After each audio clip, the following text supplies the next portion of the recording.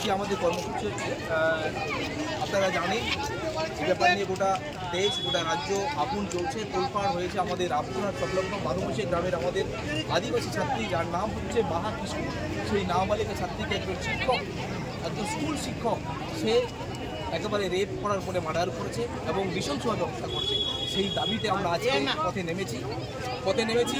সেই উদ্দেশ্য হচ্ছে সেই আসামি বা খুনি উপযুক্ত যেন শাস্তি পায় এবং ফাঁসির দাবিতে আজকে আমরা পথে নেমেছি। আমরা সবাই চাইছি, গোটা দেশের মানুষ চাইছি, আমরা চাইছি এটা ভারতবর্ষের দণ্ডবিধি অনুযায়ী যে সর্বোচ্চ শাস্তি, সেই শাস্তি অর্থাৎ ফাঁসির দাবিতে আমরা নেমেছি। ফাঁসি যেন অতি শীঘ্র হয় সেই দাবিতে যেন আমরা আন্দোলন করছি। যতক্ষণ না এই ফাঁসি না হয় ততক্ষণ কিন্তু আমরা এই আন্দোলন চালিয়ে যাবো। বিভিন্ন জায়গায় আন্দোলন কি নাম আর আপনার কি দায়িত্ব আছে? আমি হচ্ছে, আমার নাম শিবরাম হেমব্রম, আমি দিশম আদিবাসী গাদ্দার বীরভূম জেলার একটি আমাদের জমায়েত। আজকের আমাদের এই ছোট্ট র্যালি, আপনারা জানেন রামপুরহাট সংলগ্ন বারোমাসী গ্রামের আমাদের একজন আদিবাসী ছাত্রী, নাবালিকা আদিবাসী ছাত্রীকে একজন স্কুল শিক্ষক একদম তাকে রেপ করেছেন, মার্ডার করেছেন এবং টুকরো টুকরো করে 5টা ভাগ করে বস্তাবন্দি করে তিনি তথ্য লোপাটের জন্য বস্তায় ভরে কিন্তু নদীতে ফেলে দিয়েছিলেন।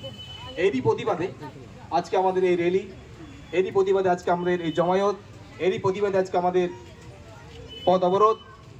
আমরা চাইছি যে খনি বা আসামি অর্থাৎ মনোজ পাল, ওনাকে ভারতীয় দণ্ডবিধি অনুযায়ী যেন সর্বোচ্চ শাস্তি অর্থাৎ ফাঁসির দাবিতে আমরা সকলেই পথে নেমেছি এবং এই আন্দোলন আমাদের এই গোটা ভারতবর্ষে চলছে বিভিন্ন জায়গায়, যাতে এই আসামি খুব তাড়াতাড়ি যেন ফাঁসি হয় এবং এই ফাঁসি যতক্ষণ না হচ্ছে ততক্ষণ কিন্তু আমাদের এই আদিবাসীদের আন্দোলন কিন্তু চলতে থাকবে।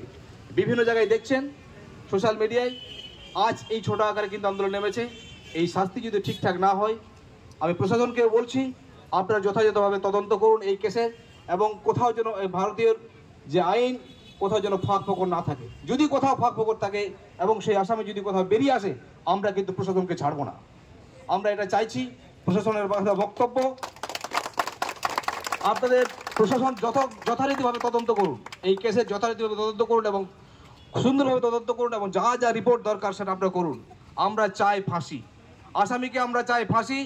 যত তাড়াতাড়ি ফাঁসি দিতে পারবেন তত তাড়াতাড়ি কিন্তু আন্দোলন আমাদের কমবে, নচেত কিন্তু আমরা আন্দোলন চালিয়ে যাব। আমি আজকে বলে রাখছি, প্রশাসনকে হুঁশিয়ার দিয়ে রাখছি, এই মনোজ পালের ক্ষেত্রে আপনারা যত রকমের তদন্ত করুন, যত রকমের রিপোর্ট আপনারা দিতে হবে দেন, কিন্তু আমরা চাইছি ফাঁসি। আমরা কিন্তু ফাঁসি না হলে, যেহেতু এটা হয়েছে আমাদের একেবারে, আমরা দাবি করেছিলাম প্রশাসনের কাছে যে এর প্রথমে হয়েছিল যে কিডন্যাপিং হয়েছিল, কিডন্যাপ কেস দিয়েছে আমাদের আদিবাসী, তারপরে মার্ডার হয়েছে, মার্ডার কেস দেওয়া হয়েছে, তারপরে আবার আদিবাসী অ্যাট্রোসিটি অ্যাক্ট অর্থাৎ ট্রাইবাল অ্যাট্রোসিটি অ্যাক্ট দেওয়া হয়েছে, তারপরে যেহেতু নাবালিকা পক্সো মামলা দেওয়া হয়েছে। এত সমস্ত ধারা দেওয়ার পরেও যদি আসামি ফাঁসি না হয়, প্রশাসনকে কিন্তু আমরা ছাড়বো না। এটা আজকে আমরা বার্তা দিয়ে গেলাম প্রশাসনের কাছে। আপনারা যথারীতি তদন্ত করুন, যা যা করা করুন, আমরা এই মনোজ পালকে আমরা ছাড়বো না। সঙ্গে যদি ফাঁসি না হয়, প্রশাসনকেও ছাড়বো না।